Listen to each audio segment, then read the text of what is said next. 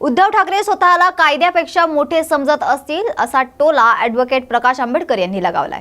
त्याचबरोबर नियम आहे, नियमात कोणाचेही बॅग तपासण्याचा अधिकार आहे, स्वतःला कायद्याच्या वर कोणी समजू नये। सगळे उद्धव ठाकरे स्वतःला कायद्यापेक्षा मोठे समजत असतील असंही बाळासाहेब आंबेडकर यावेळी म्हणाले। आपण धर्मयुद्ध आपल्याला काय वाटतं? हे धर्मयुद्ध नाही, हे पक्षयुद्ध आहे। आता हे धर्मयुद्ध आहे ते काय हिंदू मुसलमानांचे युद्ध आहे का? हिंदू सिखांचे युद्ध आहे का? हिंदू बौद्धांचे युद्ध आहे का? हिंदू जैनांचे युद्ध आहे का? हिंदू ख्रिश्चनांचे युद्ध आहे का? की ख्रिश्चन मुसलमानांचे युद्ध आहे? इथे असं कोणाचं युद्ध आहे? या असं नुसतं स्वतःच 5 वर्षाचा कालखंड लपवण्याचा भाग चाललेला आहे, त्याच्या पलीकडे काहीच नाही। वोट जिहाद मुस्लिम समाजातर्फे सुरू करण्यात आलेला आहे, आपण कसं पाहता? मला माहित नाही वोट जिहाद मुसलमानांची सुरुवात झाली की न झाले, पण तुम्ही मुसलमानांना एवढंच सांगणार आहे की वंचित बहुजन आघाडी द्या, निपुर शर्मा आणि इतर सगळ्यांनी ज्यावेळेस मोहम्मद पैगंबरांबद्दल उलटसुलट केलं त्यावेळेस आम्ही असं एक बिल इंट्रोड्यूस केलं। का पोलीस असं म्हणत होते की काही कानून नाही आहे, काही नियम म्हणून कारवाई करता येत नाही, म्हणून आम्ही एक बिल इंट्रोड्यूस केलेलं आहे। मुस्लिम समुदायाला आम्ही असं आव्हान करतो की तुम्ही काँग्रेसचे राज्य बघितलेले आहे आणि बीजेपीचे राज्य बघितलेले आहे, कानून झालेला नाही। मुस्लिम समाज हा जर वंचित बहुजन आघाडीच्या पाठीमागे उभा राहिला आणि त्यांनी मतदान दिलं आणि उद्या आम्ही निवडून आलो आणि सरकारमध्ये असू तर हा मोहम्मद पैगंबराचं बिल मंजूर केल्याशिवाय राहणार नाही, हे आश्वासन आम्ही मुसलमानांना देतो। नवाब मलिक म्हणतात की सरकार कोणाचं येऊ, अजित पवार हे किंग मेकर राहतील, अजित पवार शरद पवारकडे जाऊ शकतात। ते नवाब मलिकला विचारलेलं बरं, मला माहित नाही। आपण गेल्यानंतर आपल्या बॅगची तपासणी करण्यात आली आहे पथकाकडून। ते माझ्याकडून असे नियम आहे, नियमामध्ये कोणाची ही बॅग तपासण्याचा अधिकार आहे, त्याच्यामुळे स्वतःला कायद्याच्या वरती कोणी समजू नये। सगळे कायद्याच्याच आतमध्ये आहे, तेव्हा जे ठरलेलं आहे की बॅग तपासणी होणार माझ्याही झालेले आहेत, त्याच्यामुळे मला त्याच्यातलं काही वाईट वाटत। उद्धव ठाकरेंना एवढं वाईट का वाटलं? स्वतःला कायद्यापेक्षा मोठे समजत असतील कदाचित। महिलेची चेन हिसकावून पळ काढणाऱ्या चोरट्याला कोळशेवाडी पोलिसांनी अवघ्या 2 तासात बेड्या ठोकल्यात। तर कल्याण पूर्वेतील कोळशेवाडी परिसरात महिलेची चेन हिसकावून पसार झालेल्या चोरट्याला कोळशेवाडी पोलिसांनी अवघ्या 2 तासात बेड्या ठोकल्यात। रोहित वझे असे या चोरट्याचं नाव असून रोहित चोरी करण्यासाठी कारमधून यायला निघाला होता, तर कार लांब उभी करायचा आणि चोरी केल्यानंतर गाडीत बसून पसार व्हायचा। रोहितने याआधीही चोऱ्या केल्या होत्या आणि याचा तपास पोलीस आता करत आहेत। सर काय सांगाल, 2 तासामध्ये का चोराला पकडलेलं आहे, कशी आज चेन स्नॅचिंग करत? कोळशेवाडीच्या पोलीस स्टेशनची चांगली कामगिरी आहे। काल रात्री साधारणपणे 12:30-1च्या दरम्यान एक फळ विक्रेती महिला आहे, त्या महिलेचे 3 तोळे आणि 5 ग्रॅमचे मंगळसूत्र एक जणांनी चेन स्नॅचिंग करून पळून गेला होता। त्यानंतर आपले सिनियर PI कोळशेवाडी असतील अशोक कदम आणि त्यांच्या सर्व टीमने, PI न्यायालय असतील, त्यांचे API भायलाराव असतील आणि सर्व DB स्टाफने पुढील 2 तासामध्ये CCTVचा वापर करून 2 तासामध्ये त्या आरोपीला आपण त्यामध्ये अटक केली गेली। आणि विशेषतः आहे की रात्री 1 वाजता गुन्हा घडलेला होता आणि 3 वाजेपर्यंत तिथे जो कोण चेन स्नॅचर आहे तो आपल्या ताब्यामध्ये होता। असं करून आपण त्याकडून तो अटकसुद्धा केलेला आहे, त्याचं यापूर्वीचं रेकॉर्डसुद्धा आहे आणि त्याचप्रमाणे ती काही मालमत्ता गेलेली होती 3 तोळ्याची ती पूर्णपणे रिकव्हर केलेली आहे। अशा प्रकारचं एक चांगली कामगिरी या कोळशेवाडी पोलीस स्टेशनमध्ये झालेली आहे। सर हा चोर कशा प्रकारे कोणाला टार्गेट करायचं? साधारणपणे आता आपण त्याच्यावरती 3 गुन्हे दाखल आहेत आणि तो एका कारमध्ये त्या ठिकाणी फळ विक्रेत्याच्या बाईकडे आलेला होता आणि त्या ठिकाणी काही बहाण्याने फळांच्या विक्री घेण्याच्या बहाण्याने त्या ठिकाणी तो आतमध्ये गेला आणि त्याने चेन स्नॅचिंग केलेली आहे। अशा प्रकारे त्याची मोडस आतापर्यंत लक्षात आलेली आहे। इतरही ज्यावरती दाखल गुन्हे आहेत त्या संदर्भातली माहिती घेऊन त्याच्यावरती पण प्रतिबंधक जे काही कारवाई आहे ते करण्याचं नियोजन केलेलं आहे।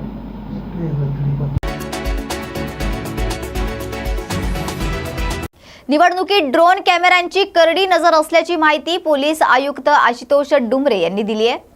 तर ठाणे जिल्ह्यातील विधानसभा निवडणुकीच्या पार्श्वभूमीवर पोलीस विभाग सज्ज झालाय। अतिसंवेदनशील आणि इतर परिसरामध्ये शांतता राखण्यासाठी CCTV आणि ड्रोन कॅमेऱ्यांच्या माध्यमातून हालचालींवर करडी नजर ठेवली जाणार आहे। ठाणे पोलीस आयुक्त आशुतोष डुमरे यांनी यासंबंधी थेट पोलीस स्थानकांना भेट देत वरिष्ठ निरीक्षकांना योग्य ती तयारी करण्याचे आदेश दिलेत. त्यासाठी आपल्याकडे 4 CSFच्या कंपन्या आलेल्या आहेत. त्याला प्रोसेसच्या 4 कंपन्या आपल्याकडे आलेल्या आहेत. त्यामध्ये लोकल SRB आहे, लोकल पोलीस स्टाफ आहे. आणि याच्यातून आपण पाहिलं असेल की इंटेन्सिव्ह आपण रूट मार्क वगैरे एरिया डॉमिनेशन हातामध्ये घेतलेला आहे. जवळजवळ मला वाटतं 81 रूट मार्क्स आपण आतापर्यंत ऑर्गनाईज केलेले आहेत. आणि या पुढच्या काळामध्ये या पद्धतीने प्रत्येक पोलीस स्टेशनमध्ये 2 या पद्धतीने आपण रूट मार्क ऑर्गनाईज करणार आहोत. त्याच्याशिवाय आपलं फूड पेट्रोलिंग नेहमीचं जे असतं संध्याकाळच्या वेळी गर्दीच्या ठिकाणी नगरीच्या ठिकाणी आपलं फूड पेट्रोलिंग असतं ते देखील आपण ऑर्गनाईज चालूच आहे. त्याच्यावर देखील आपण भर देणार आहोत.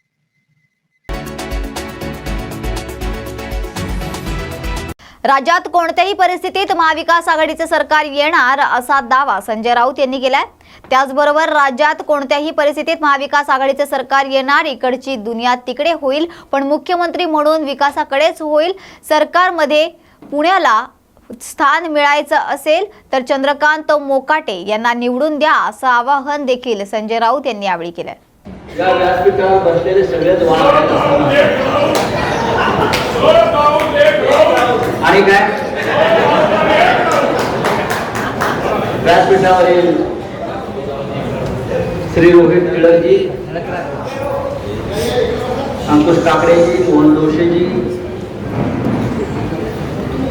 शिवसेनेचे शहर प्रमुख संजय गोरे, गजानन ठाकूरजी आणि ज्यांच्यासाठी आपण या टिळक वाड्यात जमलेलो आहोत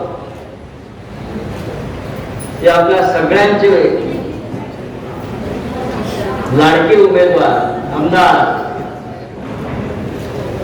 रवींद्र धंगेकर.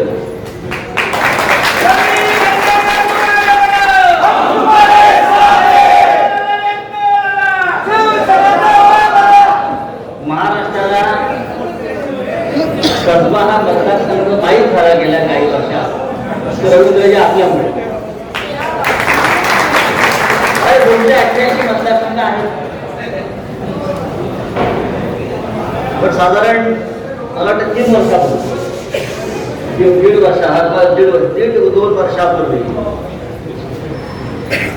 रवींद्र धंगेकर या निवडणुकीला उभे राहिले आणि कसब्यातून त्यांनी क्रांतीची मशाल पेटवली आणि महाराष्ट्राच्या नकाशावर कसबा हा मतदारसंघ तेव्हा आला. तेव्हा अख्ख्या देशाचं लक्ष होतं कसब्यात काय होत आहे, कसब्यात काय होत आहे, रोहित धंगेकर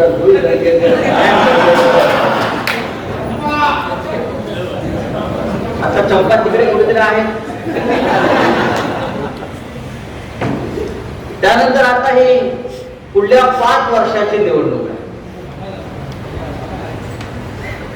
आणि कसब्यातल्या जनतेने जो निर्णय 1.5-2 वर्षापूर्वी घेतलेला आहे ते बदलतील असं मला अजिबात वाटत नाही. कारण इतका चांगला उमेदवार, चांगला आमदार, आपल्यातला माणूस कसब्यातल्या जनतेला मिळेल असं मला कधी वाटत नाही. धंगेकरजी आपण शिवसेनेतच आहात असं मी मानतो. त्याच्यामुळे आमचे शिवसैनिक याच्यासाठी अत्यंत उत्साहाने काम करत असतात, झटत असतात. आताही बघा सगळे जुने शिवसैनिक बसलेले आहेत, रामभाऊ पासून सगळे जुने शिवसैनिक आमच्या समोर बसलेले आहेत. खरं म्हणजे मी कसब्यात म्हणतं मला कसब्यात याची गरज नाही, आमचे शिवसैनिक तिथे जोरात आहेत, विशाल लाईनीने ते सांगा. पण तरीही या महाराष्ट्रामध्ये आपल्याला परिवर्तन जे घडवायचं आहे, परिवर्तन म्हणण्यापेक्षा महाराष्ट्रातून ही जी घाण उघडून फेकायची आहे सत्तेवरची, तर त्यासाठी आपल्याला पुण्याचं योगदान फार महत्वाचं आहे. सर्व आमदार आपले, सर्व उमेदवार पुण्यातले, मग काँग्रेस असेल, राष्ट्रवादी काँग्रेस असेल, शिवसेना असेल, सगळ्यांनी एकमेकांना मदत करत एकमेकाच्या हातात हात घालून एकमेकाच्या मागे उभं राहून प्रत्येक जागा निवडून आणल्याशिवाय ही पुण्यातली राजकीय कोयतागॅन आपल्याला संपवता येणार नाही. असं आहे की कोयत्यानं उत्तर द्यायचं ताकद आपल्याकडे आहे. कोयत्यापेक्षा भारी हत्यार आमच्याकडे आहे, त्याची चिंता नाही. जिस स्कूल में आप पढ़ते हो उस स्कूल के हम हेडमास्टर. आम्ही सगळं करतो, सगळं पाहतो, पण शेवटी लोकशाही आहे. यांचा पराभव, या गुंडशाहीचा पराभव आणि पुण्यासारख्या शहरामध्ये जे पुणे लोकमान्य टिळकांचं पुणे, महात्मा फुल्यांचं पुणे, छत्रपती शिवाजी महाराजांचं पुणे, ज्या पुण्याला या देशामध्ये संस्कृती प्रतिष्ठा आहे. पुणे म्हटलं की लोक आदरानं खाली झुकायचे. कुणाचे म्हणजे ज्या ब्रिटिशांना पुणे आपली राजधानी करायची होती त्यावेळेला त्यांनी पुण्याची निवड केली होती. त्या पुण्यामध्ये आज पुण्याची ओळख काय तर कोयतागॅन, गुंडगिरी, भ्रष्टाचार, चोऱ्या, माऱ्या, हत्या, भर दिवसा रस्त्यावर ड्रग्स. ही जर पुण्याची ओळख झाली असेल त्याला जबाबदार कोण आहे? त्याला जबाबदार सध्याचे राज्यकर्ते, सध्याचे तुम्ही निवडून दिलेले आमदार, खासदार, आपण जबाबदार असं. पुणे विद्येचं माहेरघर म्हणायचं, सांस्कृतिक राजधानी आपण म्हणतो. लोकमान्य टिळकांच्या वास्तूमध्ये आपण इथे बसलेलो आहोत. हा जो स्वराज्य हा माझा जन्मसिद्ध हक्क आहे आणि तो मी मिळविणच, हा जो च आहे हा च महत्वाचा आहे. च, या च महत्व या एका वाक्यातून आलंय. आम्ही मुंबईसह संयुक्त महाराष्ट्र मिळालाच पाहिजे, च आहे. हे च महत्व आपल्याला लोकमान्याने सांगितलं, मिळालाच पाहिजे, आमचा हक्क आहे. तसं हे या महाराष्ट्रावरचं दळबद्री सरकार आम्हाला घालवायलाच पाहिजे. आणि का घालवायचं? ज्या राज्याला ज्यांनी गद्दारीचा, बेईमानीचा कलंक लावला, महाराष्ट्रासारख्या राज्याचे आमदार 50-50 कोटींना विकले जातात. खासदार 100-100 कोटीला विकले गेले आणि या 50-50 कोटींना विकले जाऊन पण त्यांचा भ्रष्टाचाराची भूक भागली नाही. गेल्या 2.5 वर्षामध्ये हा महाराष्ट्र अशा प्रकारे लुटलेला आहे. जर पुण्याची ओळख झाली असेल त्याला जबाबदार कोण आहे? त्याला जबाबदार सध्याचे राज्यकर्ते, सध्याचे तुम्ही निवडून दिलेले आमदार, खासदार, आपण जबाबदार असं. पुणे विद्येचं माहेरघर म्हणायचं, सांस्कृतिक राजधानी आपण म्हणतो. लोकमान्य टिळकांच्या वास्तूमध्ये आपण इथे बसलेलो आहोत. हा जो स्वराज्य हा माझा जन्मसिद्ध हक्क आहे आणि तो मी मिळविणच, हा जो च आहे हा च महत्वाचा आहे. च, या च महत्व या एका वाक्यातून आलंय. आम्ही मुंबईसह संयुक्त महाराष्ट्र मिळालाच पाहिजे, हे च आहे. हे च महत्व आपल्याला लोकमान्याने सांगितलं, मिळालाच पाहिजे, आमचा हक्क आहे. तसं हे या महाराष्ट्रावरचं दळबद्री सरकार आम्हाला घालवायलाच पाहिजे. आणि का घालवायचं? ज्या राज्याला ज्यांनी गद्दारीचा, बेईमानीचा कलंक लावला, महाराष्ट्रासारख्या राज्याचे आमदार 50-50 कोटींना विकले जातात. खासदार 100-100 कोटीला विकले गेले आणि या 50-50 कोटींना विकले जाऊन पण त्यांचा भ्रष्टाचाराची भूक भागली नाही. गेल्या 2.5 वर्षामध्ये हा महाराष्ट्र अशा प्रकारे लुटलेला आहे. त्याला जबाबदार अजित पवारापासून एकनाथ शिंदेपर्यंत आणि देवेंद्र फडणवीस पासून हसन मुश्रीफपर्यंत हे सगळे लोक आहेत. आणि नरेंद्र मोदी आणि अमित शहाना तेच हवं की हा महाराष्ट्र बदनाम व्हावा, हा महाराष्ट्र खतम व्हावा. या महाराष्ट्राची प्रतिष्ठा, या महाराष्ट्राचा मान सन्मान जो देशामध्ये आम्ही सगळ्यांनी प्राप्त केलेला आहे, आम्ही गुजरातचे गुलाम म्हणून जगावं, गुजरातचे नोकर म्हणून जगावं, अशा पद्धतीची योजना नरेंद्र मोदी आणि शहा कारस्थान करतात. आणि आमचे लोक या महाराष्ट्राचे राज्यकर्ते म्हणून मिळवणारे त्यांच्या ताटासाठी मांजरं होतात. तेव्हा ही लढाई फक्त महाविकास आघाडीची राहत नाही, शिवसेना, काँग्रेस, राष्ट्रवादीची राहत नाही. ही लढाई महाराष्ट्राच्या स्वाभिमानाची आणि महाराष्ट्राच्या अस्मितेची सुरू होते. नरेंद्र मोदी होते, शिवाजी पार्कला त्यांनी सभा घेतली, 1.5 लाख खुर्च्या होत्या, 1.5 लाख बघा फोटो आले, 5,000 लोक सुद्धा सभेला नव्हते. या देशाच्या पंतप्रधानाच्या सभेला 5,000 सुद्धा लोक उपस्थित नव्हते.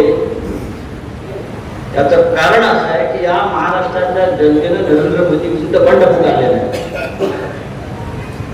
बंड पुकारलेलं आहे. आपण महाराष्ट्राचे शत्रू आहात नरेंद्र मोदी आणि अमित शहा, आपण महाराष्ट्राचे पहिला क्रमांकाचे शत्रू आहात. आणि शत्रूला मदत करणारे देवेंद्र फडणवीस, एकनाथ शिंदे, अजित पवार हे सुद्धा तितकेच या राज्याचे दुश्मन आहेत.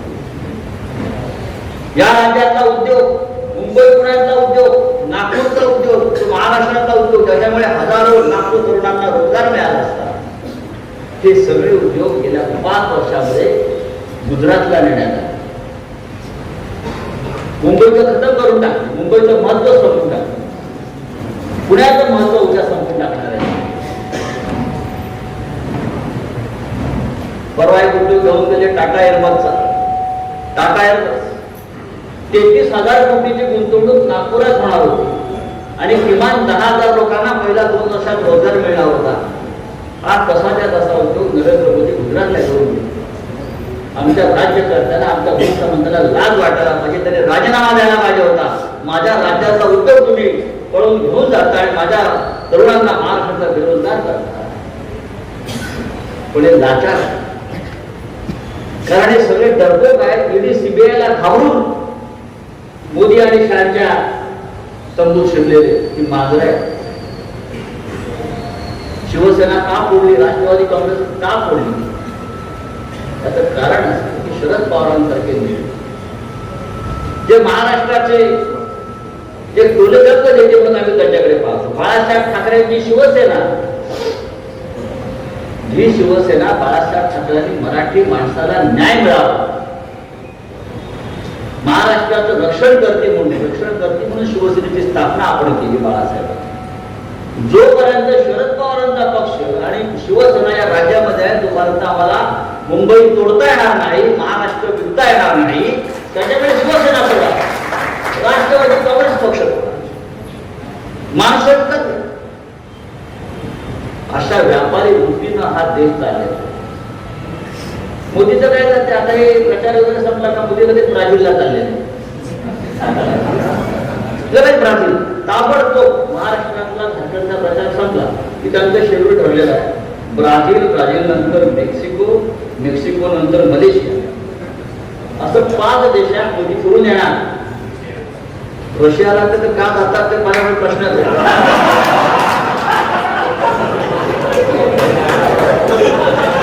रशिया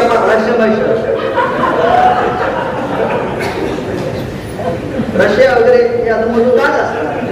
या देशामध्ये इतर सुद्धा प्रधानमंत्री आम्ही पाहिले, अटल बिहारी वाजपेयी असतील, आधी आपल्या देशात राहतात, आधी माझा देश मग परदेश, पण हे कायम परदेशात असतात. काय करतात, कोणत्या भाषेत बोलतात, मिठीची भाषा, मिठ्या मारतात, काय कानात सांगतात. तो ट्रम्प निवडून आला तर ह्यांच्यामुळेच. ती कमला हॅरिस आली असली तरी पण ह्यांच्यामुळेच. पण अमेरिकेत ज्याप्रमाणे कमला हरली तशी इथे पण कमलाबाई हरणार आहे. आता इथे कमलाबाईचं काम नाही. या पुण्यातल्या मतदारांना अत्यंत जागरूक राहावं लागेल. महाविकास आघाडीचे अधिकृत उमेदवार अनिल सावंत यांच्या प्रचारार्थ राष्ट्रवादी काँग्रेसचे प्रदेश अध्यक्ष जयंत पाटील यांची जाहीर सभा संपन्न झाली आहे. माननीय रवी पाटील, नागेश पाटील, आमचे पक्ष निरीक्षक शेखर माने, वसंत नाना देशमुख, राहुल भैया शहा, सुभाषदादा भोसले, अमर सूर्यवंशी, रवी मुळे, डॉक्टर संजय कुमार भोसले, नेहतराव बंडू, गंगेकर साहेब, संदीप दादा मांडवे, सुधीर भाऊ भोसले, सुधीर अभंगराव, प्रथमेश पाटील, चंद्रशेखर कोंडू बहिरे, दीपक दादा वडवेकर, सागर पढाळ, मुन्ना कसबे साहेब, घोडके साहेब उपस्थित आणि आपण या ठिकाणी उपस्थित असणारे सर्वच मान्यवर आणि बंधू भगिनींनी, आज आपण सगळे या ठिकाणी अनिल दादा सावंत यांच्या प्रचारासाठी इथे एकत्रित जमलो. आज आपल्या सर्वांच्या आशीर्वादाने आपल्या सर्वांचे नेते आदरणीय पवार साहेब यांच्या वतीनं राष्ट्रवादी शरदचंद्र पवार पक्षाच्या वतीनं आमच्या पक्षाचे अधिकृत उमेदवार म्हणून अनिल दादा सावंत या पक्षाचे उमेदवार आहेत. तुतारी वाजवणारा माणूस हे आमचं चिन्ह आहे आणि या चिन्हाच्या साठी आपण सगळ्यांनी उद्याच्या 20 नोव्हेंबरला राष्ट्रवादी काँग्रेस शरदचंद्र पवार पक्षाच्या साठी मतदान करावं ही विनंती करण्यासाठी आजची ही भव्य दिव्य सभा आहे. खरं म्हणजे ही सभा परवा रात्री उशिरा ठरली. काल सकाळी उमेदवारांना आम्ही कळवलं की उद्या येतोय आणि आज इतक्या कमी काळात एवढ्या मोठ्या प्रमाणात आपण सगळे जमलात याबद्दल पहिल्यांदा तुम्हा सगळ्यांचं अभिनंदन. पंढरपूर विधानसभा मतदारसंघ नेहमी पवार साहेबांच्या मागे राहिलेला मतदारसंघ आहे. ज्या बाजूला पवार साहेब असतील त्या बाजूला या मतदारसंघाने आपला नेहमीच कौल दिलेला आहे आणि त्यामुळं मागच्या वेळी भगीरथ भालगे यांनी काँग्रेस सोडून राष्ट्रवादीत प्रवेश केला आणि राष्ट्रवादीकडून उभे राहिल्यावर प्रचंड मताधिक्याने त्यांना आपण सगळ्यांनी विजयी केलेला हा ताजा इतिहास आपल्या समोर आहे. भारत भालके आणि भारत भालकेंनी 2019ला जसा निर्णय घेतला तसाच निर्णय पुढे व्हावा अशी आमची साधी अपेक्षा होती. काही लोकांनी आमच्या पक्षाकडे येऊन इंटरव्ह्यू देखील दिले, जसे अनिल दादांनी दिला तसा भगीरथने देखील इंटरव्ह्यू दिलेला होता. पक्षाकडे उभा राहण्याची इच्छा व्यक्त केली. पवार साहेबांच्या समोर अर्ज पक्षाकडे केलेला होता आणि तरी देखील अचानकपणाने पक्षाचा निर्णय होण्याच्या आधी जर वेगळा निर्णय झाला, पवार साहेबांच्या निर्णयाची वाट बघायची जर कुणाला इच्छा नसेल तर त्यांना त्याची जागा दाखवण्याचे काम आपण सगळ्यांनी करायचं. पवार साहेबांचा निर्णय शिरसावंत मानून या मतदारसंघातल्या सगळ्यांनी अनिल दादा सावंत यांना पाठिंबा दिल्यावर विजयसिंह मोहिते पाटील दादांनी देखील त्याला मान्यता दिल्यावर या मतदारसंघामध्ये अनिल दादा सावंत हे आता आपले अधिकृत उमेदवार आहेत. पंढरपूर मंगळवेढा मतदारसंघामध्ये मंगळवेढ्याला पाण्याचा प्रश्न होता 35 गावांचा. पहिल्यांदा एकच टीएमसी पाणी उपलब्ध झालं होतं. मी त्या खात्याचा मंत्री झाल्यावर आणखीन एक टीएमसी म्हणजे 2 टीएमसी पाणी आपण उपलब्ध करून दिलं आणि 35 गावांचा पाण्याचा प्रश्न सोडवण्याचं काम आम्ही त्यावेळी केलं. त्याच्या योजनेची कामं देखील चालू झाली आणि त्याची प्रगती देखील झाली. पलीकडच्या बाजूनं म्हैसाळकडून येणारं पाणी, टेंभू योजनेतनं येणारं पाणी हे कसं आपल्या दुष्काळी भागाला, या मतदारसंघातील मंगळवेढा भागाला मिळेल, सांगोल्याला मिळेल, याचं काम देखील ते 2.5 वर्षात जेवढं झालं तेवढं इतर काळात कधी झालं नाही. आज या मंगळवेढा आणि पंढरपूर या मतदारसंघात मंगळवेढ्याला मागच्या 5 वर्षात 2.5 वर्षाचं सरकार असताना आम्ही जो न्याय दिला तो बघितला. तर पुन्हा आमचं सरकार आलं तर मंगळवेढा तालुक्यातले उर्वरित जे प्रश्न आहेत तेही सोडवण्यासाठी आम्ही प्राधान्यानं लक्ष देऊ, ही आमची भूमिका आपण सगळ्यांनी लक्षात घ्या. खरं म्हणजे आपल्या सगळ्यांना या ठिकाणी मतदारसंघाचे प्रश्न अनिलदादांनी भाषणात सांगितले. या ठिकाणी पंढरपूरच्या तीर्थक्षेत्राला विकास आराखडा, या भागातल्या सगळ्यांची काय भावना आहे हे मी तुम्हाला वेगळं सांगायची गरज नाही. अनेक गावात शेतीचा प्रश्न आहे, रस्त्यांची दुरावस्था आहे, बेरोजगारीचा तर प्रश्न ऐरणीवर आहे. या सगळ्यातनं मार्ग काढायचा असेल तर महाविकास आघाडी म्हणून या मतदारसंघात राष्ट्रवादीच्या मागे आपण उमेदवार उभे केले पाहिजे. हे मला मान्य आहे की 2 उमेदवार महाविकास आघाडीचे आहेत. त्याचा अभिप्राय, त्याचं साधं वर्णन करायचं असेल तर ती मैत्रीपूर्ण लढत आहे. त्यामुळं या दोघांची निवडणूक ही आमच्यात एकमत झालं नसेल, त्यामुळं 2 उमेदवार उभे राहिलेले असले तरी अनिलदादा सावंत यांना शरद पवार साहेबांचा आशीर्वाद आहे हे आपण विसरू नका.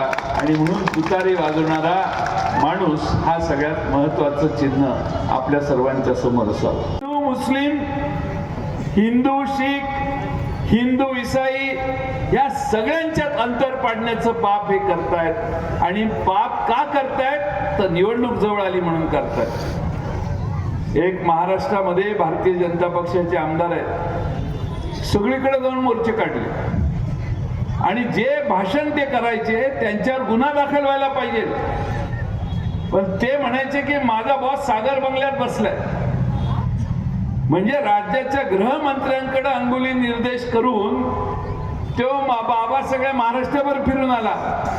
कुठं काही जमतंय का बघायला, हिंदू मुस्लिम दंगा होतोय का. पण मी महाराष्ट्रातल्या हिंदूंचंही अभिनंदन करेन आणि मुस्लिम समाजाचंही अभिनंदन करेन. त्यांनी अशा बहकाव्यात न येता लक्षात घेतलं की हे निवडणुकीपुरतं याचं इंजेक्शन आहे म्हणून त्याकडे दुर्लक्ष केलं. महाराष्ट्रात कुठेही ठिणगी पडली नाही, त्यांना यश मिळालं नाही.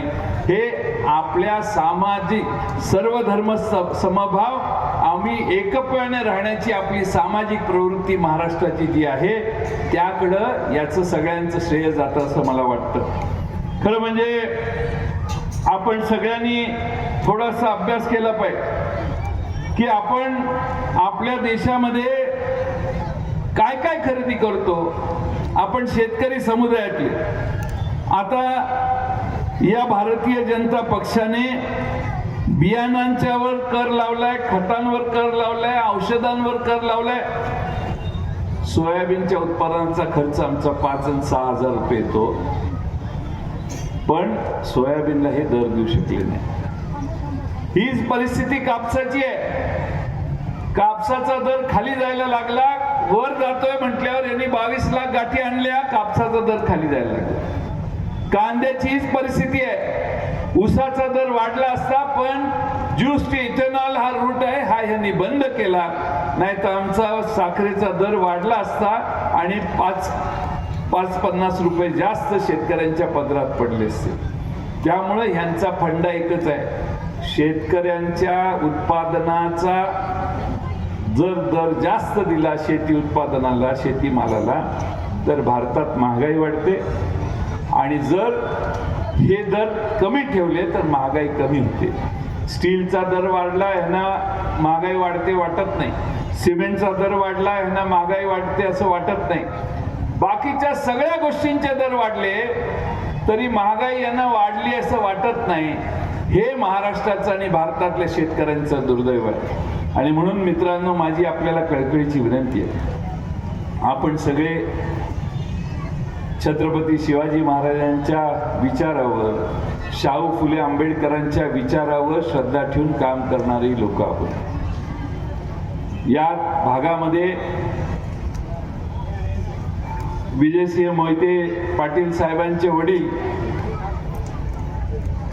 सहकार महर्षी शंकरराव मोहिते पाटील साहेबांनी बहुजनांच्या पुरस्काराचा पाठिंबा सतत केला. या भागातले स्वर्गीय औदुंबरराव पाटील यांनी देखील तीच भूमिका ठेवली.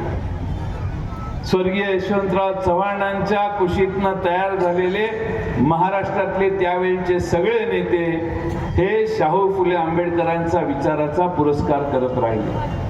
आणि म्हणून ही निवडणूक ही महाराष्ट्रात शाहू फुले आंबेडकरांचा विचार राहणार का जातीयवादी विचारांना हा महाराष्ट्र स्वीकारणार, ही लढाई आहे. ही लढाई साधी समजू नका. आज ही लढाई साधी समजू नका.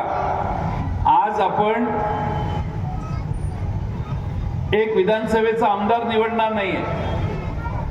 आपण महाराष्ट्रामध्ये जातीयवादी सरकारला निवडून देणार का? कारण अमित शहानी 2-3दा सांगून झालेलं आहे की निवडणूक झाल्यानंतर देवेंद्र फडणवीस महाराष्ट्राचे मुख्यमंत्री होणार. एकनाथ शिंदे, अजित पवार यांचा पत्ता कट झालेला आहे. ते निवडून येऊनही त्यांना किती झालं तरी त्यांना चान्स नाही. त्यांना चान्स आता नसल्यामुळे अमित शहा 3 वेळा आतापर्यंत म्हटले की चुन के आने के बाद हमारा नेता देवेंद्र फडणवीस होगा. देवेंद्र फडणवीस महाराष्ट्राचे मुख्यमंत्री होणार ही काळ्या दगडावर त्यांची मेजॉरिटी आली तर त्यांची इच्छा आहे.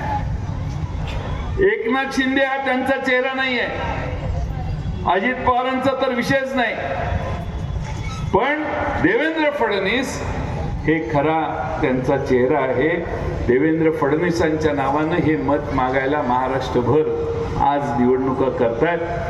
आज एका बाजूने बहुजन शाहू फुले आंबेडकरांचा विचार स्वीकारणारे तुम्ही आम्ही सगळे, या महाराष्ट्रामध्ये महाराष्ट्र कुणाच्या हातात द्यायचा याचा देखील तुम्ही विचार करण्याची आवश्यकता. आघाडीने सत्तेवर आल्यानंतर 5 गोष्टी करायच्या ठरवलेल्या आहेत. या 5 गोष्टी करत असताना माझी आपणा सगळ्यांना विनंती आहे की 5 पंचसूत्री जी महाविकास आघाडीने जाहीर केलेली आहे ती पंचसूत्री काय आहे हे थोडंसं तुम्ही लक्षात घेतलं तर तुम्हाला आमच्या उमेदवाराला मतदान करण्याची इच्छा जास्त झाल्याशिवाय राहणार नाही. एक म्हणजे आम्ही सर्व महाराष्ट्रात हे जाहीर केलेलं आहे की आमचं सरकार आल्यावर पहिल्यांदा आम्ही महालक्ष्मी योजना आणू.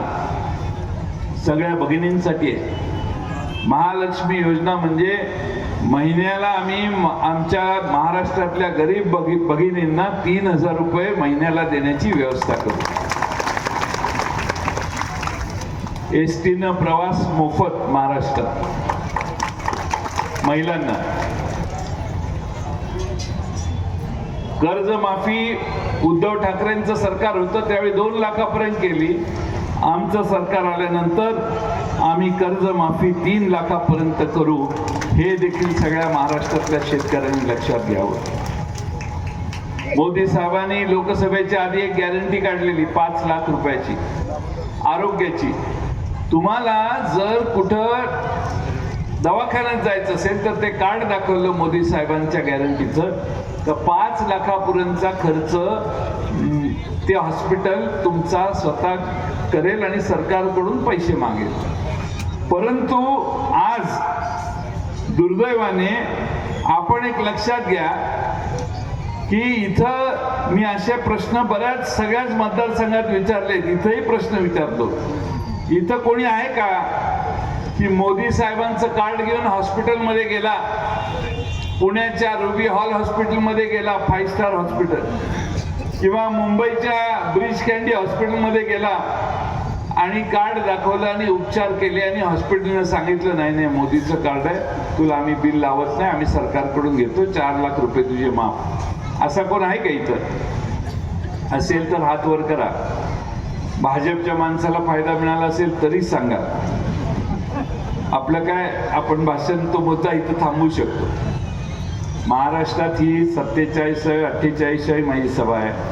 महाराष्ट्रात एकही माणूस नाही की मोदी साहेबांनी सांगितलेल्याप्रमाणे देशात कुणाला आरोग्याची हमी मिळाली. पण आमचं सरकार ज्यावेळी महाविकास आघाडीचं येईल त्यावेळी आम्ही महाराष्ट्रामध्ये गरीब कुटुंबांना, एका कुटुंबात 5 ते 6 लोक असतात असं गृहीत धरून, गरीब कुटुंबांना 25 लाख रुपयाचं विम्याचं सुरक्षा कवच देण्याची व्यवस्था करणार आहोत. तुम्ही कुठल्याही हॉस्पिटलमध्ये महाराष्ट्राच्या जावा, भारतात जावा, तेवढे पैसे वर्ग करण्याची व्यवस्था महाराष्ट्राकडून होईल. मी हे यासाठी सांगतोय की आपण सगळ्यांनी ताकदीनं काम करून महाराष्ट्रामध्ये आपल्या भविष्यासाठी महाविकास आघाडीचा उमेदवार विजयी कसा कराल याचा विचार आपण सगळ्यांनी केला पाहिजे. या मतदारसंघात मी सुरुवातीला सांगितलं तसं आमचा उमेदवार अनिल दादा सावंत आहे आणि त्यामुळं या मतदारसंघात अनिल दादा सावंतांच्या मागं आपण आपली सगळ्यांची ताकद लावली पाहिजे अशी विनंती केली तर मी ती काही वावगी ठरेल असं मला वाटत नाही.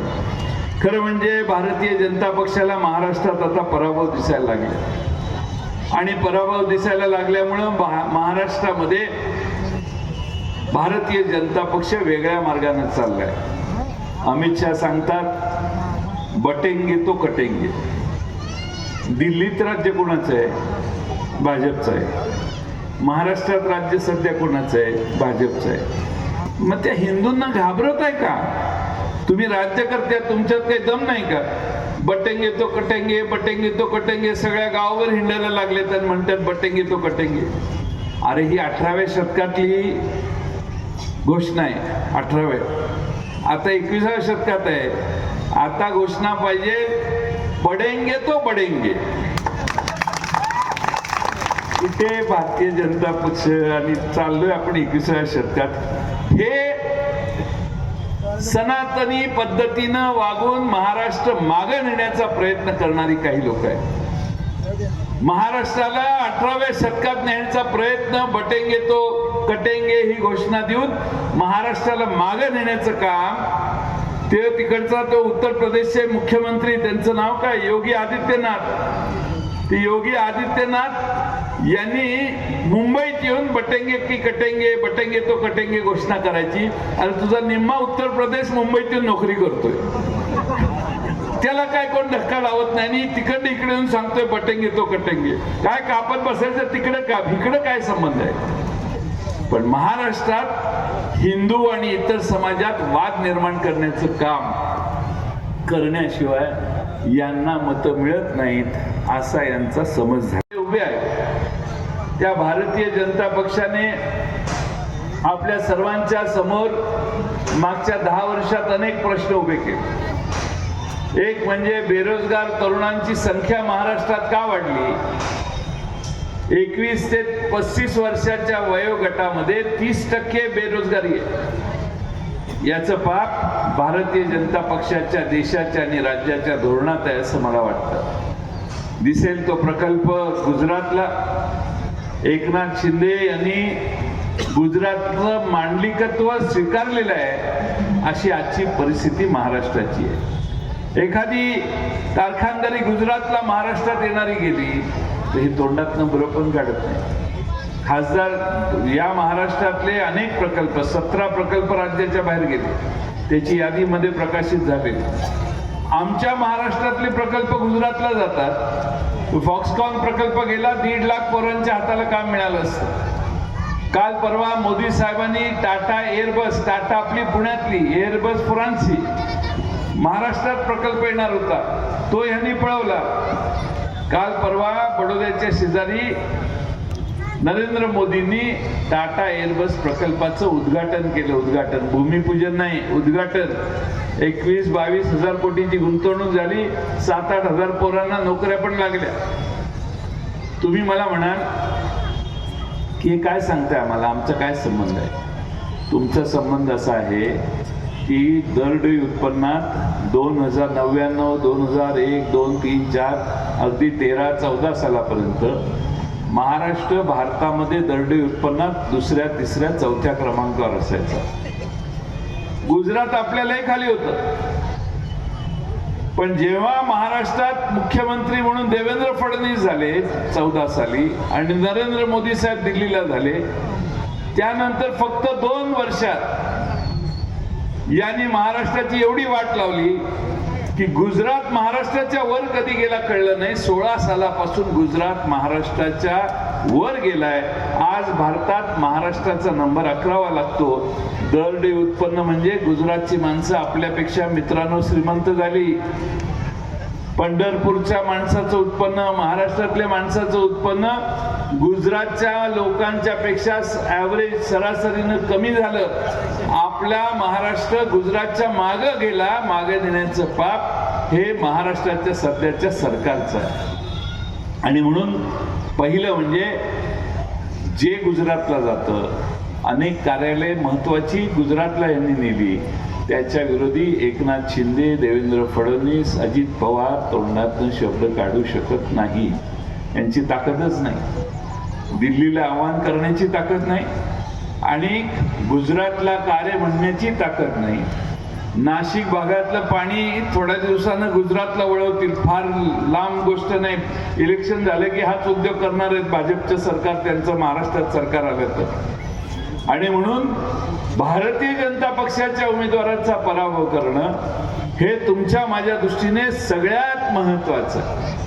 भारतीय जनता पक्षाचं कमळ या मतदारसंघात उगवू न देण्यासाठी तुम्ही सगळ्यांनी ताकदीने या मतदारसंघात काम करण्याची गरज आहे.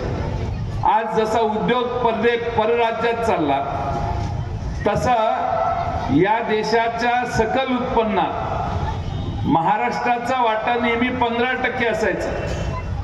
यावर्षी आकडेवारी प्रकाशित झाली. पहिल्यांदाच महाराष्ट्राचा वाटा 15%वरून 13%वर खाली आला. 2% घसरला. का? तर काही लाख कोटी रुपयाचं उत्पन्न आमचं कमी झालं.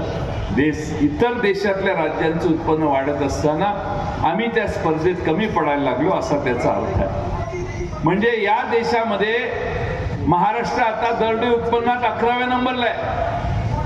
आपलं नुकसान किती झालेलं आहे यांच्या हातात सरकार देऊन हे पहिल्यांदा आपण लक्षात घेऊ. महागाईची तर चर्चाच नको. इथं आमच्या सगळ्या भगिनी बसलेल्या आहेत. या भगिनींना दिवाळी किती महाग होती हे लक्षात आलं असेल. तेलाचा डबा 500 रुपयाने मागला. सोयाबीनची किंमत 3200. सोयाबीनच्या तेलाचा डबा 80 रुपयाहून 180 रुपये झाला तरी आपण चर्चा करत नाही. आधारभूत किंमत सोयाबीनला 6000 मिळाली पाहिजे असा मोर्चा काढणारे देवेंद्र फडणवीस राज्याचे अर्थमंत्री, राज्याचे गृहमंत्री आहेत. महाराष्ट्र त्यांच्या ताब्यात आहे असं लोक म्हणतात. पण सोयाबीन उत्पादकांना 3200 आणि 3400 रुपयाच्या पलीकडे आज दर मिळत नाही. आज आम्ही घोषणा केलेली आहे आमचे खरगे साहेबांनी काँग्रेसच्या की महाविकास आघाडीचं सरकार आल्यानंतर सोयाबीनला कमीत कमी 7000 रुपये देण्याची व्यवस्था आम्ही महाराष्ट्रभर करू. शेतकऱ्याला उघडा करायचा नाही, त्याला अडचणीत येऊन द्यायचं नाही, ही आमची सगळ्यांची भूमिका. उमरखेड येथे हेलिपॅडवर केंद्रीय गृहमंत्री अमित शहा यांच्या बॅगांची भरारी पथकानं तपासणी केली आहे. भरारी पथक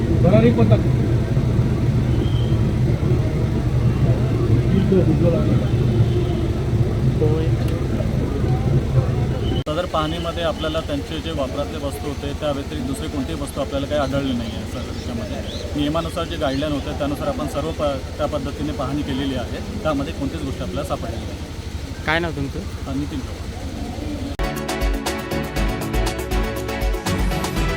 राष्ट्रवादी शरदचंद्र पवार पक्षाचे प्रदेशाध्यक्ष जयंत पाटील यांची निवडणूक अधिकारी यांच्याकडून तपासणी करण्यात आली.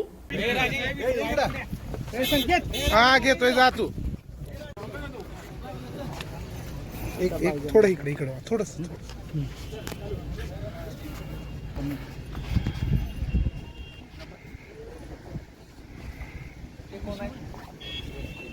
सर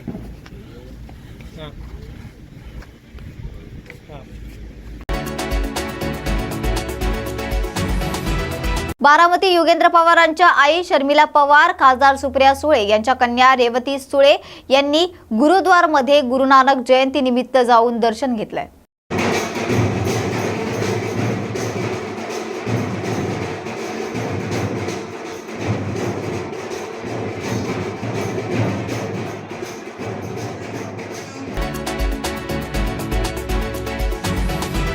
कल्याण डोंबिवलीतील 40 रेकॉर्डवरील गुंड तडीपार झाल्याची माहिती समोर येते.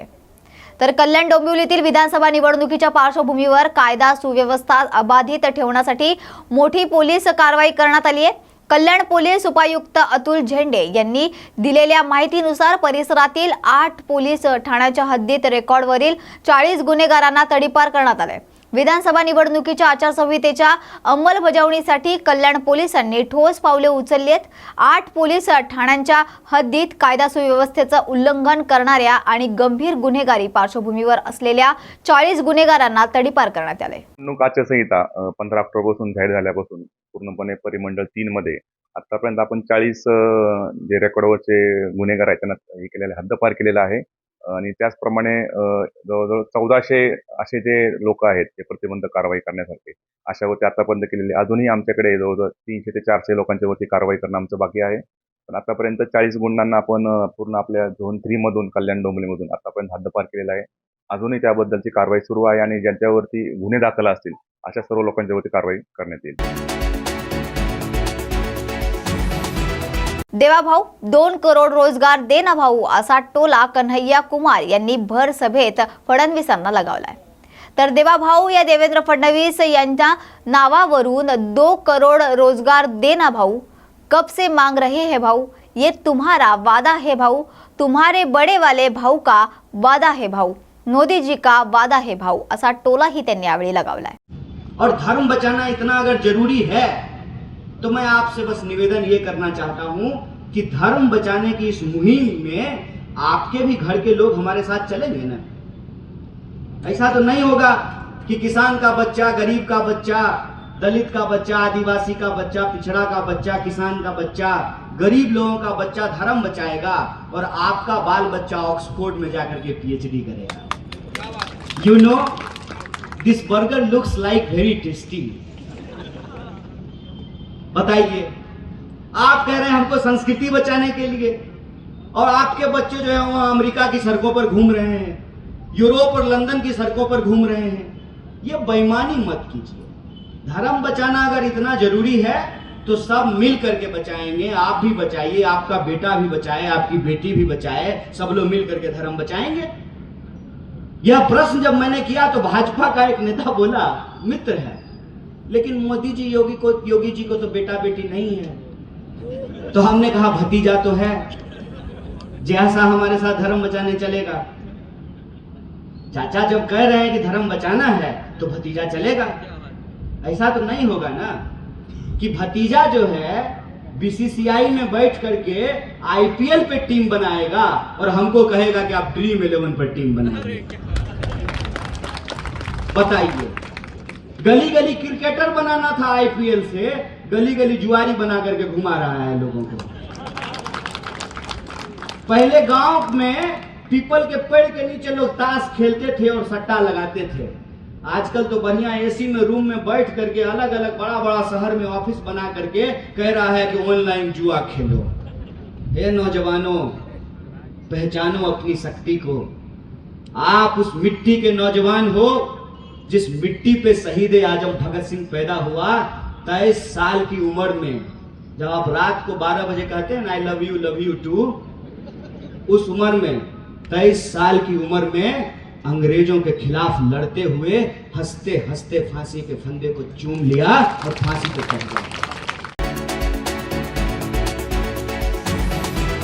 खासदार प्रणिती शिंदे आणि अक्कलकोटचे आमदार सचिन कल्याण शेट्टी यांच्यात अक्कलकोटच्या विकास कामांच्या मुद्द्यावरून वाकयुद्ध झाले. तर सोलापूरच्या खासदार प्रणिती शिंदे यांनी त्यांचे अक्कलकोटचे उमेदवार सिद्धराम म्हेत्रे यांच्या प्रचारादरम्यान भाजप आमदार सचिन कल्याण शेट्टी यांच्यावर जोरदार हल्ला चढवलाय। भाजपच्या त्रासाला आणि त्यांच्या आमदाराला तुम्ही वैतागला आहात, हे आमदार फक्त GR वर आहे तर बाकी अस्तित्वात काहीच दिसत नाहीये। 1200 ते 1300 कोटींचा निधी हा फक्त कागदावर आहे। मागच्या 5 वर्षात अक्कलकोटच्या तालुक्यात काहीच विकास कामं झालेली नाहीये, त्यामुळे भाजपकडे माणुसकी आणि संस्कृती नाहीये असा घणाघातही त्यांनी यावेळी केलाय। आणि इथे तुम्हाला भेटण्यासाठी आले। मी जास्त वेळ घेत नाही कारण का खरगे साहेबांचं भाषण आपल्याला ऐकायचं आहे, पण मी एवढंच तुम्हाला सगळ्यांना हात जोडून विनंती करते की जसं तुम्ही माझ्या पाठीशी राहिलात, काँग्रेस पक्षाच्या सोबत लोकसभेच्या निवडणुकीत राहिलात, मागचा सगळा भाजपचा लीड कव्हर केलात, पण आता डबल म्हेत्रे साहेबांच्या सोबत उभं राहणं गरजेचं आहे। मला माहिती आहे की BJPच्या त्रासाला तुम्ही वैतागलात, त्यांच्या आमदारांना पण तुम्ही वैतागलात। ते आमदार फक्त GR वर आहेत, बाकी अस्तित्वात काही दिसत नाही। 1200 कोटी निधी आणि 1300 फक्त ऑन पेपर, बाकी अस्तित्वात अक्कलकोट तालुक्यामध्ये मागच्या 5 वर्षात काहीही या ठिकाणी झालं नाही। पण तिथेच म्हेत्रे साहेबांचा पराभव होऊन सुद्धा रात्रंदिवस तुमच्या सोबत तुमच्या सुखदुःखात म्हेत्रे साहेब सामील झाले। हीच काँग्रेसची संस्कृती आहे, हीच काँग्रेसची माणुसकी आहे। BJPकडे माणुसकी नाही आहे, संस्कृती नाहीये त्या पक्षाकडे। एकीकडे महिलांवर बलात्कार करतात, एकीकडे महिलांवर अत्याचार करतात, 4 वर्षाच्या लहान मुलीला पण सोडत नाही, आणि दुसरीकडे लाडक्या बहिणीच्या नावाने महिलांना आमिष दाखवून महिलांची मतं विकत घेण्याचा पाप हे भारतीय जनता पक्ष करत नाही, करतं त्यांना कधीच माफी नाही। त्यांनी कितीही भारतीय जनता पक्षाने कितीही साम दाम दंड ईडी भीती सगळं वापरलं तरीही विजय लोकशाहीचा होणार आहे, विजय काँग्रेस पक्षाचा होणार आहे। आता कोणी किंग मेकर नाही आहे, फक्त लोक आणि फक्त जनता जनार्दन आणि जनता किंग मेकर ठरणार आहे। मागच्या इलेक्शन मध्ये साम दाम दंडाच्या समोर फक्त लोकशाही टिकली, आणि आता पण महाराष्ट्राच्या प्रतिष्ठेचा प्रश्न आहे, अक्कलकोट आणि सोलापूरच्या प्रतिष्ठेचा प्रश्न आहे। मी हात जोडून विनंती करते की येणाऱ्या 20 तारखेला काँग्रेस पक्षाला भरघोस मताने म्हेत्रे साहेबांना निवडून देऊन आपण या ठिकाणी त्यांना विजयी करा, आणि खरी दिवाळी आपल्याला 23 तारखेला साजरी करायची आहे। एवढंच या ठिकाणी सांगते आणि आपली रजा घेते। धन्यवाद। काँग्रेसच्या खासदार प्रणिती शिंदे यांनी आपल्यावरती आरोप केलेला आहे राज्यसभेमध्ये। ते असं म्हणतात की अक्कलकोटमध्ये केवळ कागदावर विकास झालेला आहे आणि हे GR वरचे आमदार आहेत, प्रत्यक्षात काहीच नाही झालेलं। खासदार प्रणिती शिंदे यांना माझी विनंती आहे, एकदा मुंबई सोडून तुम्ही अक्कलकोटला या, 1 दिवस मला वेळ द्या। किती कामं मंजूर झाले, किती कामं सुरू झाले ह्याची एकदा मी स्वतः त्यांना घेऊन फिरतो। काय होतं, प्रणितीताईंची अडचण आहे, ते मुंबईत राहत असल्यामुळे मतदारसंघातल्या डेव्हलपमेंट त्यांना माहिती आहे। ते निवडणुकीला येणं आणि काहीतरी भाषण करायचं म्हणून केले असतील। मला तुमच्याद्वारे त्यांना विनंती आहे, 1 दिवस अक्कलकोटसाठी वेळ द्या, आणि ह्या 2.5 वर्षाची कामगिरी मी समक्ष घेऊन त्यांना फिरतो। ते असं देखील म्हणतात की बाबा एकीकडे 4 वर्षाच्या मुलीवर बलात्कार केला जातो आणि दुसरीकडे ते लाडक्या बहिणीच्या नावावर मतं मागितले जात आहेत। भाजपचा हा दुटप्पीपणा आहे। ह्यांचं मूळ दुखणं लाडकी बहीण आहे, आणि लाडकी बहीण ह्यांची बाजार उठवणार ह्याची कल्पना त्यांनी आलेली आहे। कुठंतरी नवीन नेगेटिव्ह जो मागच्या लोकसभेला नेगेटिव्ह चालला ना, तसा नेगेटिव्ह एक वेगळ्या प्रकारचा करायचा प्रयत्न खासदार प्रणिती शिंदे करत आहेत। पण जनता सुज्ञ एखादा नेगेटिव्ह कुठलीही बघा पॉलिटिक्स राजकारणामध्ये एखादी नेगेटिव्ह त्याचा टाईम स्पॅन जो असतो तो खूप कमी असतो, तो थोड्या वेळासाठी लोकसभेला चालला, पण आत्ता विधानसभेसाठी सगळे नेगेटिव्ह सेट यांनी केले होते, तुटले। नवीन परसेप्शन बिल्ड झालेला आहे, तो विकासाचा परसेप्शन आहे, आणि त्याच्यावरती निवडणूक होती। दादा, जात धर्माचे राजकारण करून दंगल घडवण्याचे काम करण्याच्या हातात सत्ता देऊ नका अशी देखील प्रणिती शिंदे म्हणतात। ना मोदीजींच्या काळात कधी दंगली घडले, कधी बॉम्बस्फोट घडले, ना एकनाथ शिंदेसाहेब देवेंजी यांच्या कुठल्याही काळात कुठल्याही दंगली घडले नाहीत। जात धर्माच्या नावाने या राज्यात जेव्हा जेव्हा दंगली झाली, सोलापूरमध्ये जेव्हा जेव्हा दंगली झाले, त्यावेळी या जिल्ह्याचं या राज्याचं नेतृत्व हे काँग्रेस आणि राष्ट्रवादीकडे होतं। जेव्हा जेव्हा आमचं शासन प्रशासन आहे तेव्हा कधीही दंगली किंवा जातीपातीच्या नावाने कधी कुठला गोंधळ उडालेला नाही। त्यामुळे जनता सुज्ञ आहे। प्रणिती शिंदे हे बघा, निवडून येऊन विकासाच्या मुद्द्यावर ते काही सांगू शकत नाहीत, बोलू शकत नाहीत. एक गावाला 2-2 कोटीचं पत्र देऊन ठेवले, त्यातले 2 रुपये नाही आले. त्यामुळं आता अशा गोष्टींकडे विषय डायव्हर्ट होण्यासाठी प्रणिती शिंदे असे मुद्दे पुढे करत आहेत. एकीकडे प्रणिती शिंदे महाविकास आघाडीचा धर्म देखील पाळत नाहीत, तिकडे शिवसेनेचा उमेदवार असताना त्यांच्या प्रचाराला जात नाहीत. थेट उद्धव ठाकरे जाहीर भाषणात तर त्यांच्यावर टीका करत आहेत. बघा, मुळात काँग्रेस त्यांचं अलायन्स हे कसं निवडणुकीला समोर चाललं आहे तुम्ही बघता. तिकडं दक्षिणमध्ये काँग्रेस सीट डिक्लेअर करते, AB फॉर्म देत नाही. इकडं मंगळवेढाला बघितलं तर तिथं तुतारी आहे आणि तिकडे उभाटा पण आहे, दोन्ही चालू आहेत. ह्यांचं ह्या पक्षामध्ये काँग्रेस आणि तुतारी ह्यांच्यामध्ये कुठलंही ताळमेळ नसलेली ही आघाडी आहे आणि ह्या आघाडीचं आत्ता सगळा बाजार उठलेला आहे. निवडणुकीच्या नंतर परत या राज्यात महायुतीचं शासन येणार, ही कुठलीही ताळमेळ नसलेली ही अलायन्स चालू आहे. त्यामुळे आता हे सगळे यांचे विषय संपलेले आहेत. आता थोड्या दिवसात निकाल आल्यावर आपल्या सगळ्या स्पष्टता येईल. दादा, प्रचाराला अवघे काही दिवस शिल्लक राहिले आहेत. आपल्या मतदारसंघात कोणत्या मोठ्या सभा आणखी होणार आहेत का? अमित भाई माझ्या प्रचार सभेला येत आहेत. तारीख 17 किंवा 18 ही टेंटेटिव्ह आहे आणि समारोप माझ्या प्रचाराचा अमित भाई करतील.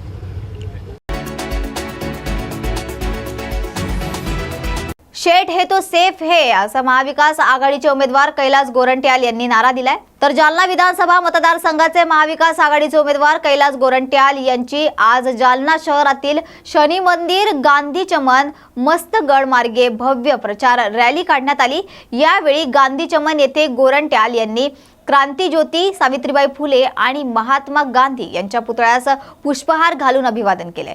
जालन्यात आपल्याला जनतेचा प्रचंड प्रतिसाद मिळत असून जालन्याला भयमुक्त करण्यासाठी शेठ हे तो सेफ हेचा नारा देत जनतेच्या साथीने आपण निवडून येणार असल्याचा विश्वासही त्यांनी यावेळी व्यक्त केला. प्रचाराचा वेग वाढलेला आहे, तुमचा उत्स्फूर्त प्रतिसाद जनतेकडून मिळतोय, काय भावना आहे आपल्या? बघा, माझा ग्रामीण मतदारसंघ आज कंप्लीट केलेला आहे आणि आजपासून शहरात मी प्रचार फेरी काढली आहे.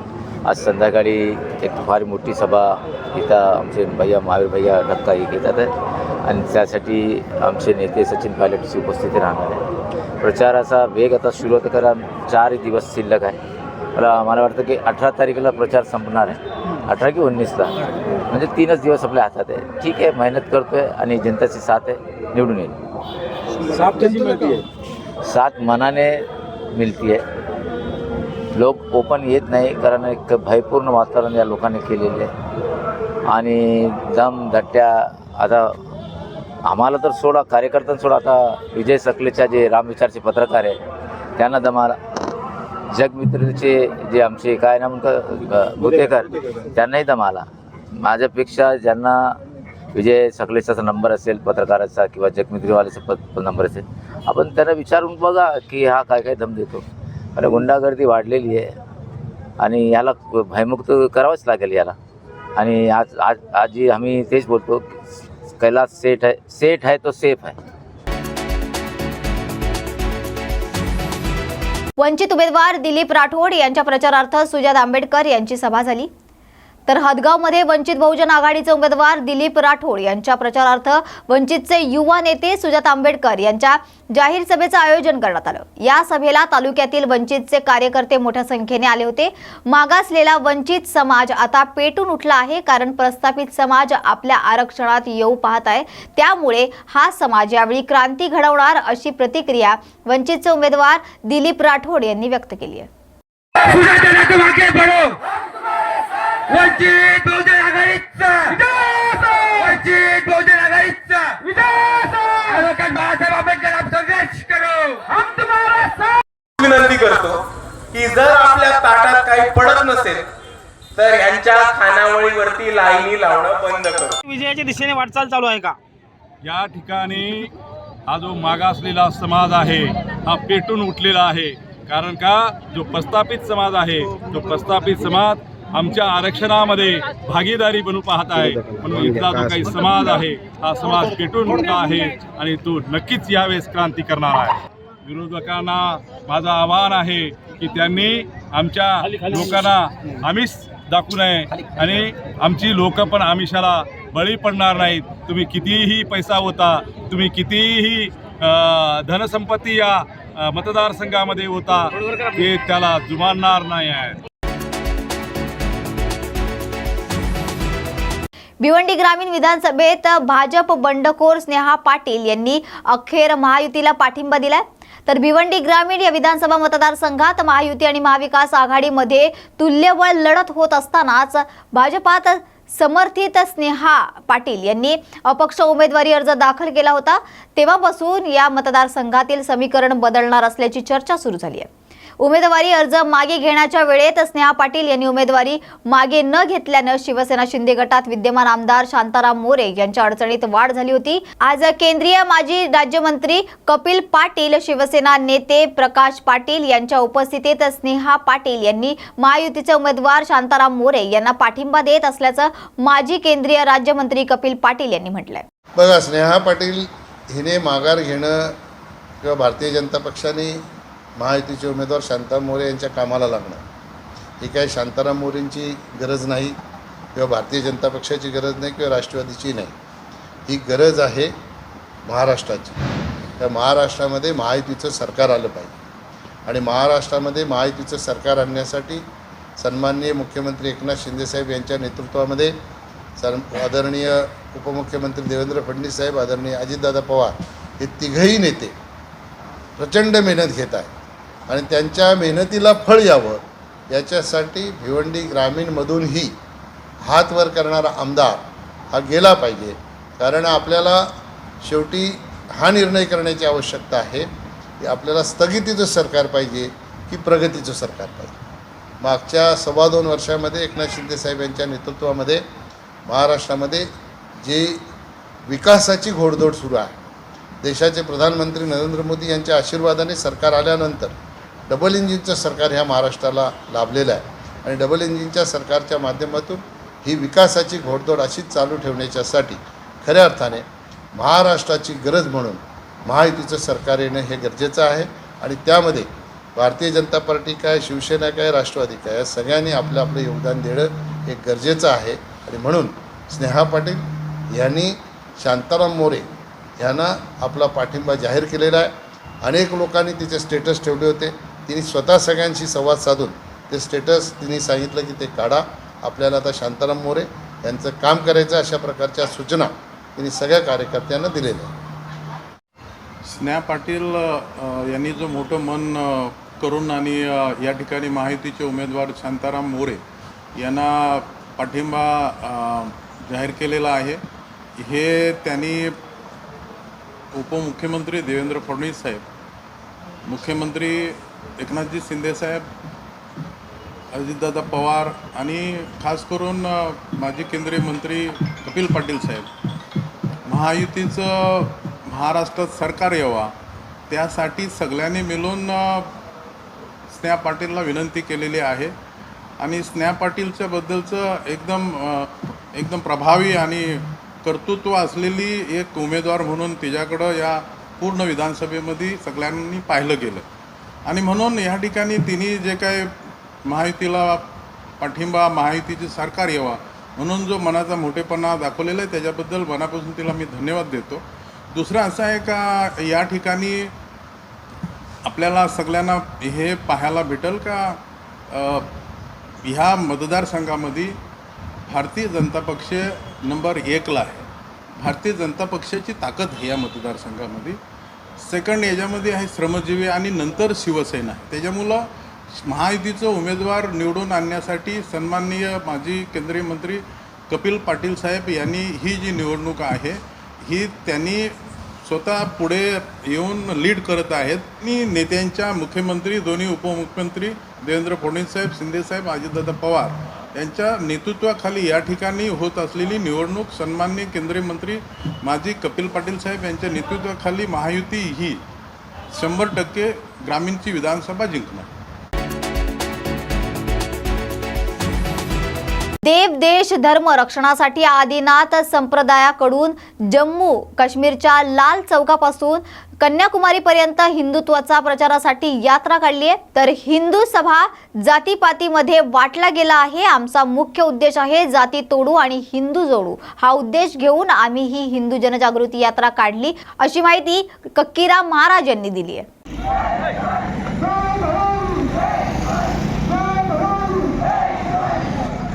संप्रदायाच्या वतीने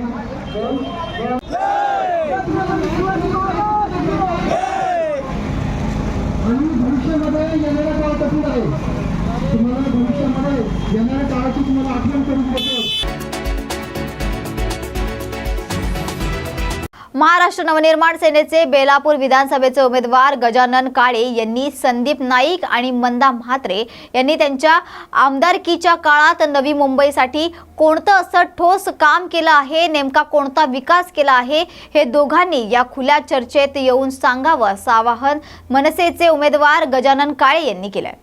परंतु या दोन्ही उमेदवारांनी या खुल्या चर्चेला अनुपस्थिती दर्शवली। याबद्दल काळे यांनी दोघेही नापास उमेदवार आहेत, यांना येथील जनतेचं आणि शहराचं काहीही देणं घेणं नाहीये, यामुळे जनतेने मला संधी द्यावी। 5 वर्षात न झालेली कामे मी 1 वर्षात करेन असा दावाही काळे यांनी यावेळी केलाय। मी या बेलापूर विधानसभेत अमेरिकेच्या राष्ट्राध्यक्षाच्या निवडणुकीत ज्या पद्धतीने लोकांमध्ये जाऊन खुल्या मैदानात एक खुली चर्चा केली जाते आणि निवडणुकीतले उमेदवार त्यांनी नेमकं काय काम केलं आणि ते भविष्यात पुढे त्या शहरासाठी, जिल्ह्यासाठी, प्रदेशासाठी काय काम करणार हे सांगत असतात।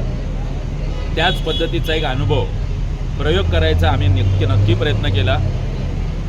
जे दोनही उमेदवार आहेत, म्हणजे बेलापूर विधानसभेत मागील 10 वर्षात सन्माननीय मंदाताई म्हात्रे आमदार म्हणून होत्या, ऐरोली विधानसभेत 10 वर्ष संदीप नाईक आमदार होते, जे आता परत बेलापूर विधानसभेत महाविकास आघाडीचे उमेदवार आहेत। या दोनही उमेदवारांना या खुल्या चर्चेचं निमंत्रण देण्यात आलं होतं, मात्र महाराजांच्या पुतळ्याला स्मरून आम्ही म्हटलं होतं की आपण या, पण ज्यांना महाराजांचंही काही पडलं नाही आहे आणि नवी मुंबईकरांचंही पडलेलं नाही आहे, या दोनही उमेदवार या खुल्या चर्चेला अनुपस्थित असल्याचं आज नवी मुंबईकरांनी पाहिलेलं आहे।